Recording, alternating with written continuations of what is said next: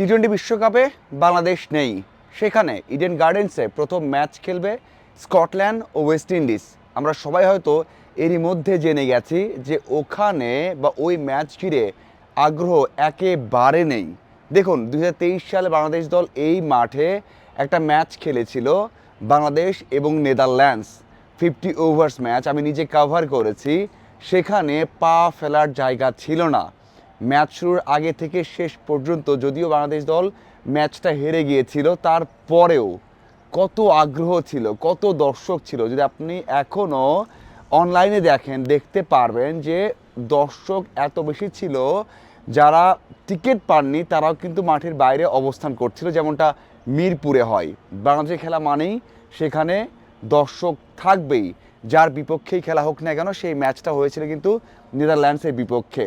এইবার এই ম্যাচটা যদি বাংলাদেশ খেলতে পারতো, বাংলাদেশ ওয়েস্ট ইন্ডিজ হতো, তাহলে নিঃসন্দেহে গ্যালারি ফুল থাকতো। হ্যাঁ, হয়তো বা বিভিন্ন কারণে এখন বাংলাদেশের অনেকেই ভারতে ভিসা পান না, তারপরেও দর্শক কম থাকতো না। কারণ ভারতীয় অনেক সমর্থক আছেন যারা বাংলাদেশে খেলা দেখতে চান, খেলা দেখেন।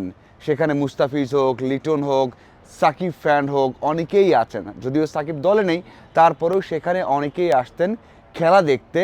এখন যে অবস্থা দেখা যাচ্ছে একেবারে ভাটা পড়েছে, দর্শক নেই, তেমনটা হতো না। হয়তোবা বিভিন্ন কারণে দর্শক একটু কম হতো।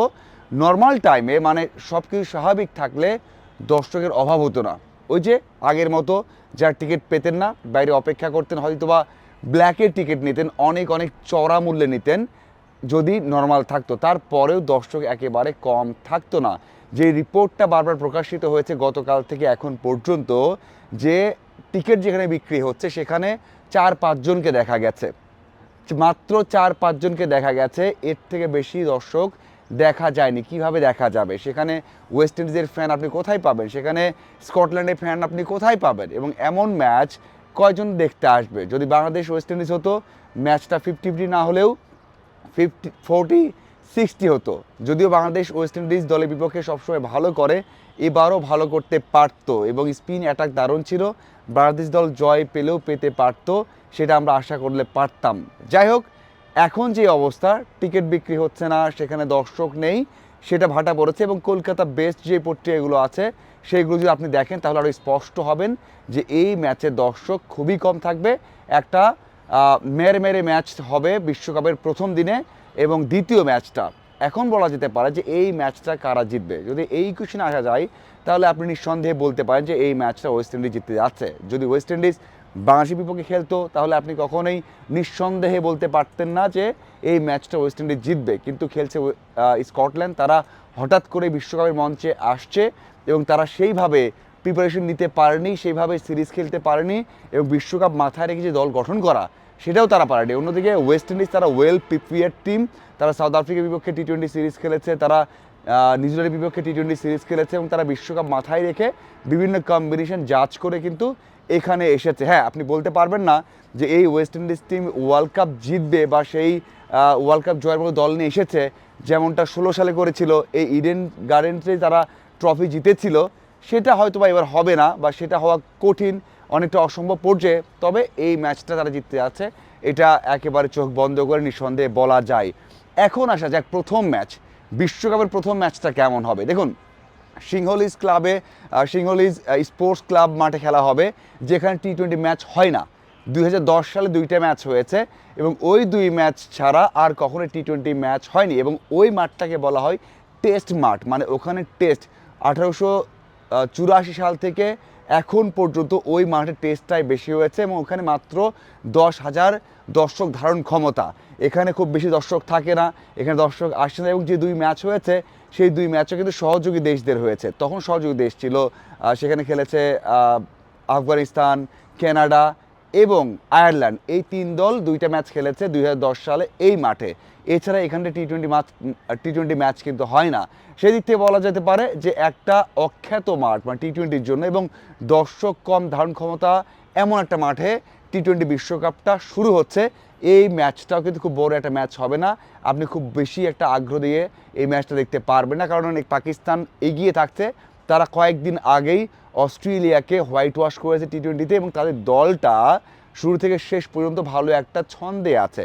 সেখানে ফারহান থেকে শুরু করে সামি আয়ুব অথবা নওয়াজ, আফ্রিদি, সাদাফ খান, সালমান আগা সবাই কিন্তু টাচে আছেন, ভালো করছেন এবং সেই টাচে থাকা প্লেয়াররা এই ম্যাচে যে অঘটন হতে দেবে না সেটা কিন্তু বলা যায় নিঃসন্দেহে। তো সেই দিক থেকে বলা যেতে পারে যে এই দুই দলের লড়াইও কিন্তু পাকিস্তান জিতে যাচ্ছে এবং পাকিস্তান এর আগে নেদারল্যান্ডসের বিপক্ষে দুইবার মুখোমুখি হয়েছে।